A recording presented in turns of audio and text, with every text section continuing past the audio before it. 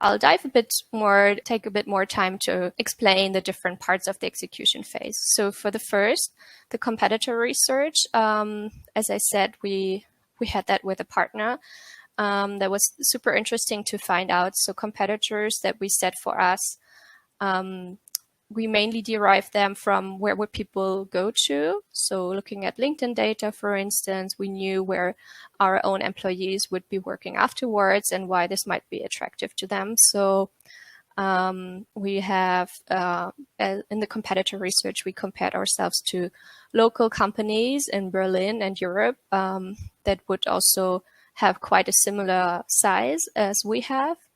And that would be attractive to talent acquisition partners, and that we're really strongly hiring also, such as HelloFresh, JustEatTakeaway.com, Wayfair, and others on the local market. So not only fashion companies, as you might think in the first place, but really just, not so small startups anymore, let's say, on the Berlin market. And the findings were quite interesting. So it says we needed to articulate our compensation package and be specific about that. We should showcase what flexible working options really mean. So you can all remember, right? Hybrid work model coming up. What did that mean? It was not all as clear yet. Would we go 100% remote? Would we have a hybrid model? And what would that mean for people coming from abroad or also wanting to work from abroad? Third point was to demonstrate the maturity of the function and its critical importance to the business.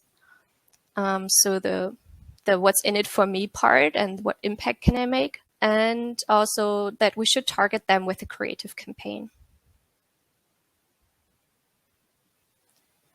So that was from the external perspective, comparing ourselves with competitors and what they did right. Looking at our own data, we were investigating, for instance, so we already had this earlier, right? So what data points do we look at? At Zalando, I was really lucky to work with a lot of data sets. So we have a candidate net promoter score that we have, where we have a candidate survey.